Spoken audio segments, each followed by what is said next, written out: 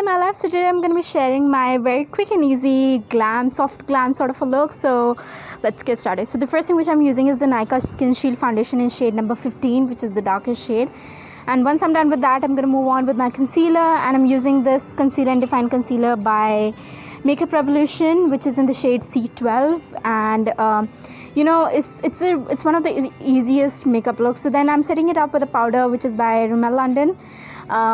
And then I'm just carving up my brows, just filling up my brows, and then I'm moving on with my eyeshadow palette, which is the Rose in the Air palette by Vatenn. While I'm taking this burnt orange shade to apply it in the crease, and I'm just going to blend it up. And then I'm taking this Candlelight Kohl pencil by in Glittered Gold by Rimmel London again, and I'm just going to be applying this, and this is super easy to blend, so you don't need to put a lot of efforts. Then I'm using the Chamborgeneva eyeliner just so that my lash line could look a little bit defined. Then moving on with my mascara, I'm using the mascara by Rimmel again.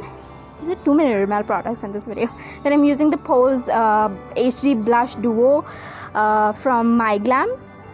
I'm just going to apply it on my cheeks, and then I'm just going to contour a little bit, you know, by Wet n Wild contour powder, and I'm just going to be just bronzing up my face a little bit. Don't want a lot of harsh, you know, contour, just a little bit.